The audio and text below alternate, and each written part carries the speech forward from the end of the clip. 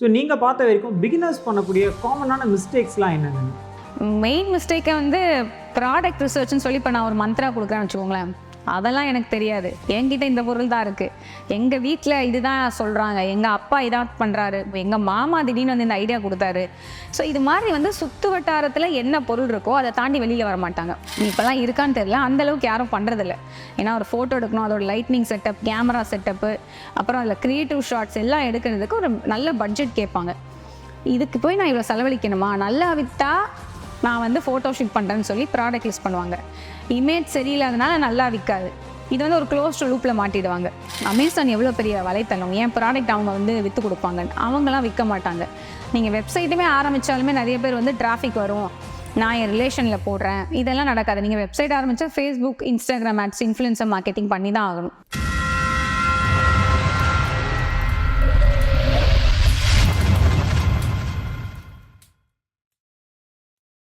வணக்கம். இன்னைக்கு பிஸ்னஸ் பேசலாம் நிகழ்ச்சி மூலிமா நம்ம சந்திக்கக்கூடிய தொழில் முனைவோர் யார் அப்படின்னு பார்த்தீங்கன்னா திருமதி நிவேதா முரளிதரன் அவர்கள். இவங்க நியூஜென் மேக்ஸ் அப்படின்ற நிறுவனத்துடைய நிறுவன தலைவர். அது மட்டும் இல்லாமல் இன்ஸ்டாகிராமில் இவங்க ரொம்ப ரொம்ப பாப்புலர்.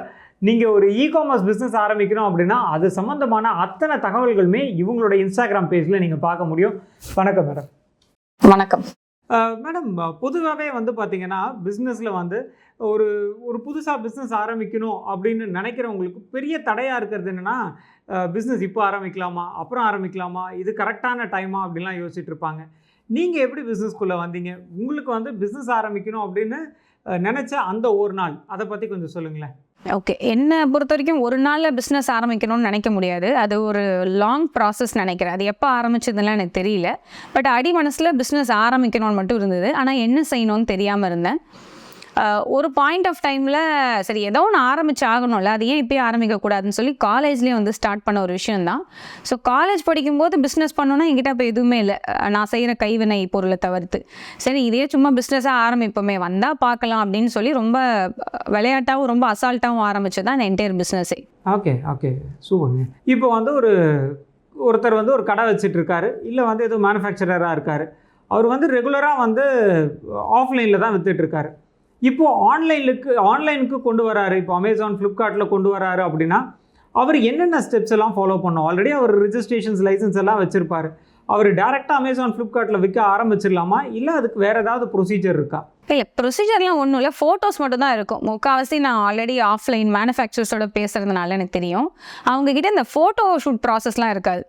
இப்போ காஞ்சிபுரத்துலேருந்து எங்கிட்ட ஒருத்தர் பேசுகிறாருன்னா அவர்கிட்ட பட்டு சேலை அவ்வளோ இருக்கும், நேரில் வந்தால் காட்டுவாங்க, இல்லைனா இன்ஸ்டாகிராம் லைவில் காட்டுவாங்க. தவிர்த்து 100 ப்ராடக்ட் இருக்குன்னா 100 ப்ராடக்ட்டுக்கும் ஃபோட்டோ ஷூட் எடுத்து அதை ஒழுங்காக லிஸ்ட் பண்ணுன்னா அதுவே உங்களுக்கு வந்து ஒரு பெரிய கடுப்பான வேலை மாதிரி இருக்கும். இதெல்லாம் வந்து இவ்வளோ பண்ணணுமா? அதே மாதிரி என்கிட்ட இந்த 100 புடவையில் திருப்பி இந்த மாடல் வரும், திருப்பி போகும், அதுக்கு நான் ஏன் ஃபோட்டோ ஷூட்டுக்கு இன்வெஸ்ட் பண்ணோம் அப்படின்னு நினைப்பாங்க. ஸோ உங்களால் வந்து எந்த ஒரு பொருள் திருப்பி தயாரிக்க முடியுமோ அதுக்கு ஃபோட்டோ ஷூட்டுக்கு இன்வெஸ்ட் பண்ணி நீங்கள் ஆன்லைனில் போட்டிங்கன்னா சக்ஸஸ் ஆகலாம். என்கிட்ட ஒரே ஒரு சாரீ, ஒரே ஒரு பொருள் தான் இருக்குது, திருப்பி வருமா தெரியாதுன்னா அதுக்கு நீங்கள் ஃபோட்டோ ஷூட் எடுக்க முடியாது. ஸோ இந்த மேஜர் சேஞ்ச்னால தான் நிறைய ஆஃப்லைனில் பண்ணுறவங்க வந்து ஆன்லைனில், அதாவது மார்க்கெட் ப்ளேஸ் செல் பண்ணுறது வரமாட்டாங்க. பட் அதுக்கு பதிலாக இன்ஸ்டாகிராமில் வந்து போடுவாங்க. இதான் போடுவேன், ஏன்னா அது ரொம்ப ஈஸி, இதான் போடுவேன்னு ஒருத்தர் சொல்லிடலாம். ஆனால் அதையே ஒருத்தர் எடுத்து மாடல் வச்சு ஃபோட்டோ ஷூட் பண்ணி காசு வேஸ்ட் பண்ணுறதை யோசிப்பாங்க.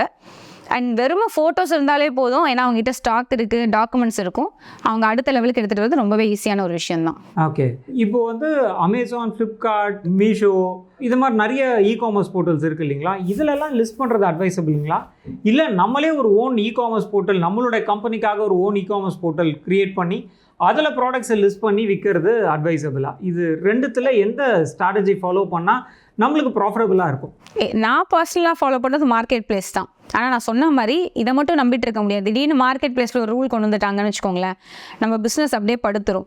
அதனால் வெப்சைட் இருக்கிறதும் ரொம்ப நல்ல விஷயந்தான். இது எல்லாத்தையும் கம்பைன் பண்ணுறதா இ-காமர்ஸ் அப்படின்ட்டு சில பிராண்ட்ஸ் வந்து பண்ண மாட்டாங்க. ஒன்று அவங்க வெப்சைட்டில் மட்டுமே பண்ணிகிட்டு இருப்பாங்க, இல்லை அமேசான் மட்டுமே நம்பிட்டு இருக்கிறது, இல்லை மிந்த்ராவில் மட்டுமே செல் பண்ணிகிட்டு இருக்கிறது இருப்பாங்க.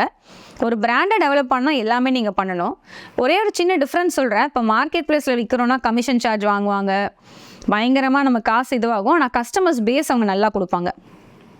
ஆனால் அந்த கஸ்டமர் பேஸ் நம்மளால் ஓன் பண்ண முடியாது. அந்த இன்றைக்கி ஒரு ஆர்டர் இவருக்கு தான் போச்சு, இவரோட மெயில் ஐடி தான், இவரோட ஃபோன் நம்பர் தான், நமக்கு டேட்டாவே இருக்காது. ஆனால் வெப்சைட்டில் உள்ள அட்வான்டேஜ் என்ன அப்படின்னா என்கிட்ட என்கிட்ட டேட்டா பேஸ் இருக்கும். ஒரு 10 பேர் வாங்கினாலும் அவங்களோட நம்பர்லாம் இருக்குது. நாளை பின்ன நான் அவங்களுக்கு ஏதாவது ஒரு மெசேஜ் அனுப்பலாம், என்ன வேணால் பண்ணலாம். ஸோ இந்த பிக்சல் இந்த வேலையெல்லாம் பண்ணோம் அப்படின்னா வெப்சைட் ரொம்ப தேவை. ஆனால் கஸ்டமர்ஸ் வந்து என்னை நம்ப மாட்டாங்க.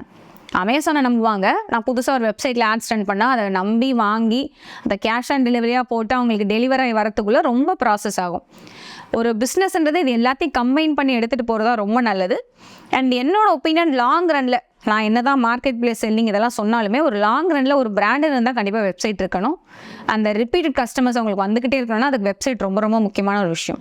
ஓகே, சூப்பருங்க. இப்போ ஒரு புதுசாக பிஸ்னஸ்க்கு வராரு, இந்த ஸ்பெசிஃபிக்காக வந்து இ-காமர்ஸ் மூலிமா சேல்ஸ் பண்ணுற இந்த பிஸ்னஸ் ஆக்டிவிட்டிக்குள்ளே வராரு. அவருக்கு செக்லிஸ்ட் இது நம்ம 1 2 3 4 இந்த விஷயங்கள்லாம் இருந்தால் அவரால் ஈஸியாக பண்ண முடியும் அப்படின்னா என்னென்ன விஷயங்கள் நீங்கள் சொல்லுவீங்க? ஸோ முதல்ல GST, pan card, bank details, basic document. அடுத்து நல்ல ப்ராடக்ட்ஸ், அதுக்குரிய நல்ல இமேஜஸ், வீடியோஸ். இமேஜஸில் காம்ப்ரமைஸ் பண்ணிங்கன்னா போச்சு. ஏன்னா நிறைய பேர் அப்படி காம்ப்ரமைஸ் பண்ணி ஃபெயிலியர் ஆகிடும். நல்ல இமேஜஸ், நல்ல ஃபோட்டோகிராஃபர் வச்சு கரெக்டாக எடுங்க. இமேஜஸ், வீடியோ, கொஞ்சம் எஸ்இஓ கண்டென்ட் சொல்லுவோம். அதாவது ஒழுங்கான டைட்டில், அந்த ப்ராடக்ட் என்ன ஃபீச்சர்ஸ்ன்னு மென்ஷன் பண்ணுற மாதிரி டிஸ்கிரிப்ஷன் எல்லாமே கரெக்டாக இருக்கணும். அண்ட் இதை லிஸ்ட் பண்ணதுக்கப்புறம் மார்க்கெட்டிங் பட்ஜெட். மார்க்கெட்டிங் பண்ணாமல் எங்கே இருந்தாலும் உங்கள் ஓன் வெப்சைட்டாக இருந்தாலும் சரி, இல்லை அமேசான், ஃப்ளிப்கார்ட் எங்கேயுமே நம்ம விற்க முடியாது. அதுக்குரிய ஒரு ஸ்பெசிஃபிக்கான ஒரு பட்ஜெட் இருந்தது அப்படின்னா ரொம்ப நல்லது. இதை தாண்டி ட்ரேட்மார்க் எடுத்துட்டீங்க ஸ்டார்டிங்லேயே அப்படின்னா அது ஒரு பெரிய அசெட் மாதிரி. ஏன்னா ட்ரேட்மார்க் ஈஸியாக கிடைக்காது, நமக்கு ரொம்ப டைம் ஆகும். அதனால் ஸ்டார்டிங்கில் எடுத்துட்டிங்கன்னா உங்கள் பிஸ்னஸ் ஸ்கேல் பண்ணும்போது உங்களுக்கு கரெக்டாக ட்ரேட்மார்க்கும் ரெஜிஸ்டர்ட் சிம்பிளோடு வந்துடும். ஸோ இதை வச்சு நம்மளால் ஈஸியாக அடுத்த லெவலில் போக முடியும். இப்போ நீங்கள் மார்க்கெட்டிங் பற்றி நிறைய சொல்லிட்டு இருந்தீங்க. பொதுவாக ஒரு சர்வீஸ் இண்டஸ்ட்ரியாக இருக்கட்டும், இல்லை மேனுஃபேக்சரிங் இண்டஸ்ட்ரியாக இருக்கட்டும், கட்டாயம் மார்க்கெட்டிங் அப்படின்றது ரொம்ப ரொம்ப முக்கியம். இப்போது தேர்ட் பார்ட்டி போர்ட்டல்ஸில் நம்மளோட ப்ராடக்ட்ஸை வந்து லிஸ்ட் பண்ணுறோம் அப்படின்னா அந்த இடத்துல நம்ம மார்க்கெட்டிங் பண்ணணுமா? மார்க்கெட்டிங்கோட இம்பார்ட்டன்ஸ் என்னங்க இந்த இ-காமர்ஸ் சேல்ஸில்? கண்டிப்பாக மார்க்கெட்டிங் பண்ணி தான் ஆகணும். ஏன்னா நீங்கள் வெப்சைட் மாதிரி இப்போ அமேசான் அப்படி தான், நான் லிஸ்ட் பண்ணேன்னா அந்த பேஜ்லேயே இருக்க மாட்டேன். நீங்கள் ஒரு 10 பேஜ் தள்ளி போகணும். இப்போ நான் வாட்டர் பாட்டில் சர்ச் பண்ணேன்னா நான் இன்றைக்கி லிஸ்ட் பண்ணேன்னா எனக்கு முன்னாடி லிஸ்ட் பண்ண 1,00,000 ப்ராடக்ட் தான் இருக்க போகுது. அப்போ நான் முதல் பக்கத்தில் தெரியணுன்னாலே மார்க்கெட்டிங் பண்ணி தான் ஆகணும். ஸோ நீங்கள் வெளியில் ஃபேஸ்புக் ஆட்ஸ் மாதிரி பண்ணாமல் இப்போ நான் ஃப்ளிப்கார்ட்டில் பண்ணேன்னா ஃப்ளிப்கார்ட்லேயே அட்வர்டைஸ்மெண்ட்ஸ் இருக்குது, நீங்கள் அதை ரன் பண்ணலாம். அண்ட் இன்னொரு அல்காரிதம் எப்படி இருக்கும் அப்படின்னா, இப்போ அமேசான், ஃப்ளிப்கார்ட்லாம் அவங்களும் எல்லாருமே மணி மைண்டட் தான். அந்த எண்ட் ஆஃப் த டே யார் ஆட்ஸ் ரன் பண்ணுறாங்களோ அந்த அக்கௌண்ட்டுக்கு தான் அவங்க விசிபிலிட்டி கொடுக்க போகிறாங்க. நீங்கள் நிறைய ஃபண்ட்ஸ் ஆட்ஸ் போடுறீங்க அப்படின்னா உங்களோட அக்கௌண்ட்டு உங்களோட ப்ராடக்ட்ஸ் விசிபிலிட்டி கொடுப்பாங்க, இல்லைனா கொடுக்க போகிறதில்ல. ஸோ அந்தந்த மார்க்கெட் பிளேசஸில் கண்டிப்பாக ரன் பண்ணோம். அண்ட் தானாக வந்து உங்கள் ப்ராடக்ட் தெரிகிற வாய்ப்புகள்லாம் ரொம்ப ரொம்ப கம்மி. அது ஆர்கானிக்னு சொல்லுவோம். ஆர்கானிக்கை நம்பி இனிமேல்ட்டு பிஸ்னஸ் பண்ணுறது ரொம்ப கஷ்டம் மார்க்கெட் பிளேஸை பொறுத்த வரைக்கும்.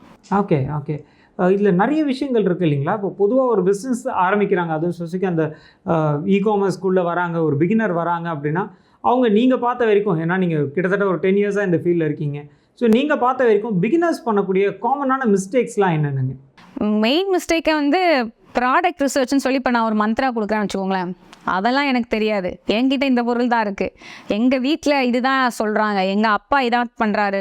அப்பா பண்ணுறது கூட ஓகே, ஒரு ரிலேஷன் இருக்கும், எங்கள் மாமா திடீர்னு வந்து இந்த ஐடியா கொடுத்தாரு. ஸோ இது மாதிரி வந்து சுற்று வட்டாரத்தில் என்ன பொருள் இருக்கோ அதை தாண்டி வெளியில் வர மாட்டாங்க. அது வந்து ஒர்க்கபிளாக இல்லையான்னு கொஞ்சம் யோசிக்கணும் இல்லையா? அது வந்து யோசிக்கவே மாட்டாங்க. அதில் வந்து ஸ்டக் ஆகிட்டு நான் இந்த ப்ராடக்ட் தான் பண்ண போகிறேன் அப்படின்வாங்க. அண்ட் இன்னும் 2வது விஷயம் வந்து, இப்போ ஸ்டார்டிங்கில் எல்லாருக்குமே வந்து ஒரு காஸ்ட் கட்டிங் என்ன தோணுன்னா நம்மளே தயாரிக்கலாம் தான் தோணும். நானுமே அப்படி தான் ஆரம்பித்தேன், இல்லைன்னு சொல்லலை. ஸோ நீங்கள் மேனுஃபேக்சர் பண்ணுறது பிரச்சனை இல்லை. நான் ஒரே ஒரு கொஸ்டின் தான் கேட்பேன். நீங்கள் இப்போ வந்து ஒரு கார்பெண்ட்ரி ஒர்க்கு தெரியும், நான் வுட்டு வச்சு நான் இதெல்லாம் பண்ணுறேன் அப்படின்னா, சரி இதே மாடலில் நீங்கள் ஒரு 20 பீஸ் 30 பீஸ் பண்ண முடியுமான்னா, இல்லை ஒரு வாட்டி பண்ணும்போது நான் ஒரு மாடலில் தான் பண்ணுவேன் அப்படின்வாங்க. ஸோ அமேசான், ஃப்ளிப்கார்ட்லாம் அப்படி ஒர்க் அவுட் ஆகுது. நீங்கள் ஒரு படம் போட்டிங்கன்னா அந்த படத்தில் இருக்கிறது தான் உங்களுக்கு வரணும். நீங்கள் கஸ்டமைஸ்டு ப்ராடக்ட்ஸ்னால் உங்களுக்கு இன்ஸ்டாகிராம் அது மாதிரி வேறு வலைத்தளங்கள் தான் செட் ஆகும். ஸோ அப்போ உங்களால் வந்து ரிப்பீட் பண்ண முடியல ஒரே மாடலில் அப்படின்னா அப்பயும் விற்க முடியாது. ஸோ இதுலேயும் சில பேர் ஸ்டக் ஆகிடுவாங்க. அதாவது இவங்க வந்து பக்காவான மேனுஃபேக்சர்ஸ் கிடையாது, ஆனால் ட்ரை பண்ணணும்னு நினச்சிட்டு அப்புறம் என்னால் அவ்வளோ மேனுஃபேக்சர் பண்ண முடியலன்னு சொல்லி ஃபெயிலியர் ஆகி ரிட்டன் வருவாங்க. ஸோ நிறைய பேர் இந்த ப்ராடக்ட் ரிசர்ச்சில் தான் வந்து மேஜர் மிஸ்டேக் பண்ணுறது. அப்புறம் 2வது மிஸ்டேக் வந்து ஃபோட்டோஷூட். ஏன்னா இப்போ ஃபோட்டோஷூட்டுன்றது ஒரு பெரிய நிஷ் ஆகிடுச்சு. நான்லாம் ஸ்டார்ட் பண்ணும்போது 200 ரூபாய்க்குலாம் கூட ஃபோட்டோ எடுத்த ஞாபகம் இருக்குது. இப்போல்லாம் இருக்கான்னு தெரியல, அந்தளவுக்கு யாரும் பண்ணுறதில்ல. ஏன்னா ஒரு ஃபோட்டோ எடுக்கணும், அதோட லைட்னிங் செட்டப், கேமரா செட்டப்பு, அப்புறம் அதில் க்ரியேட்டிவ் ஷாட்ஸ் எல்லாம் எடுக்கிறதுக்கு ஒரு நல்ல பட்ஜெட் கேட்பாங்க. இதுக்கு போய் நான் இவ்வளோ செலவழிக்கணுமா? நல்லா விற்றா நான் வந்து ஃபோட்டோ ஷூட் பண்ணுறேன்னு சொல்லி ப்ராடக்ட் லிஸ்ட் பண்ணுவாங்க. இமேஜ் சரியில்லாதனால நல்லா விற்காது.